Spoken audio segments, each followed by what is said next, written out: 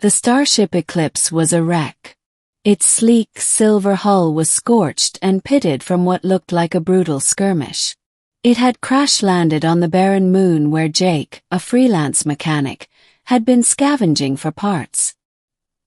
He hadn't expected to find anything more than scrap metal, but the faint glow of the ship's emergency lights had caught his eye. Curiosity had gotten the better of him, and now here he was, standing in the dimly lit interior of an alien vessel.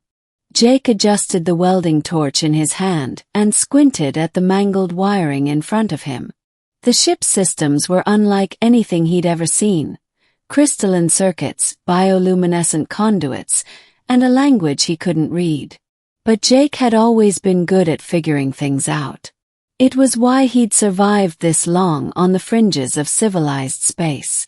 "All right, let's see if I can get this thing running," he muttered to himself. As he worked, he became aware of a presence behind him. He turned slowly, his heart pounding. Standing in the doorway was a figure, tall, slender, and undeniably alien.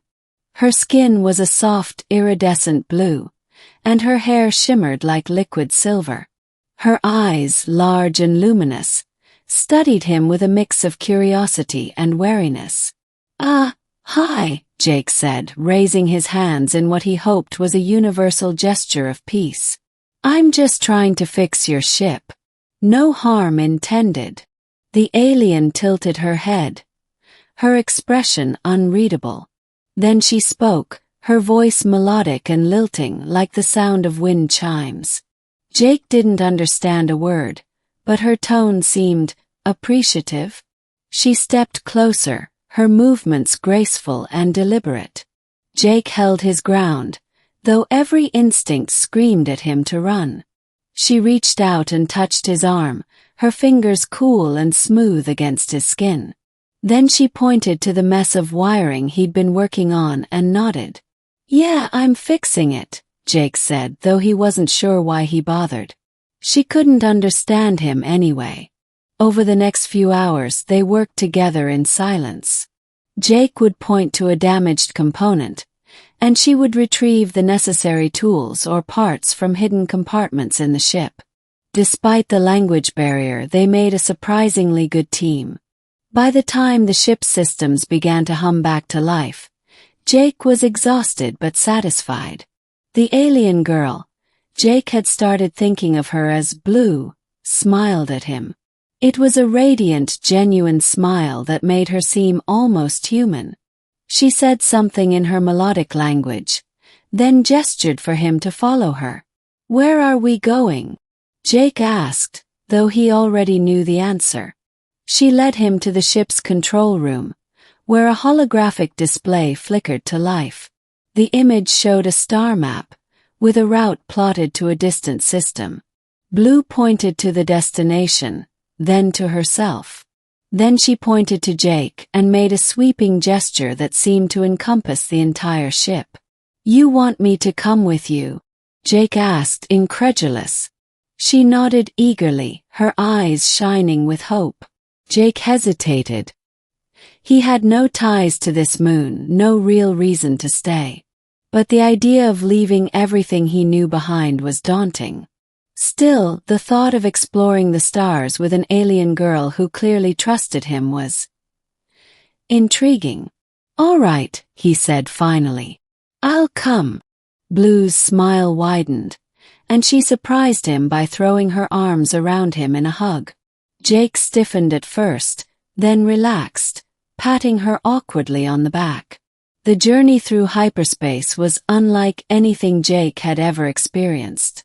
The Eclipse was faster and more advanced than any human ship he'd ever seen. Blue spent most of her time teaching him about the ship's systems, using a combination of gestures, drawings, and the occasional holographic demonstration. Slowly, they began to understand each other. One day, as they sat in the ship's observation lounge watching the stars streak by, Blue turned to him and said, "Jake, mate." Jake blinked. What?" She pointed to herself, then to him, and repeated the word. "Mate." Jake's face flushed. "Oh, I don't think that's a good idea." But Blue was insistent. She took his hand and placed it over her heart, which beat in a slow, steady rhythm. "Mate," she said again, her eyes pleading. Jake sighed. "Look, Blue, you're amazing, but we're from completely different worlds. Literally. I don't even know if it's possible." Blue frowned, then stood and walked over to a console. She tapped a few buttons, and a holographic image appeared.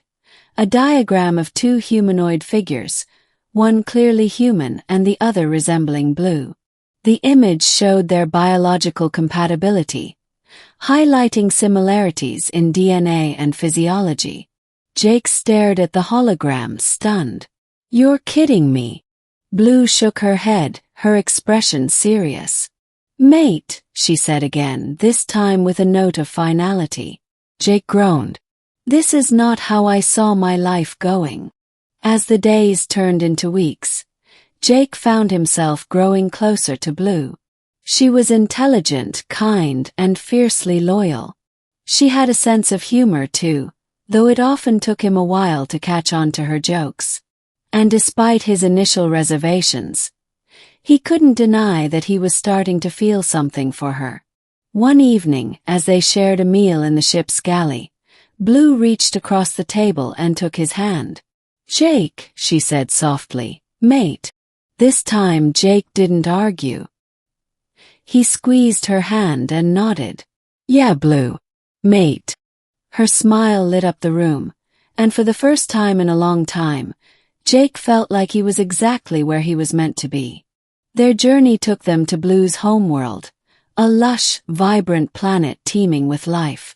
The moment they landed, Jake was surrounded by curious onlookers, tall, blue-skinned aliens who chattered excitedly in their musical language.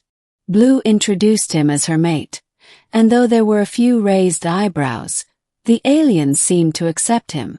Over time, Jake learned more about Blue's culture. Mates were chosen for life, and the bond between them was sacred. It was a big responsibility, but Jake found himself embracing it. He and Blue were a team both on the eclipse and in life. Years passed, and Jake became a respected member of Blue's community.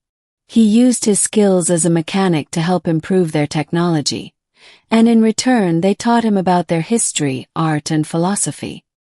He and Blue built a life together, full of love, adventure, and mutual respect. One day, as they stood on a hill overlooking the city, Blue turned to him and said, "Jake, happy?" He smiled and pulled her close. "Yeah, Blue. I'm happy." And for the first time in his life, Jake knew he had found his place in the universe.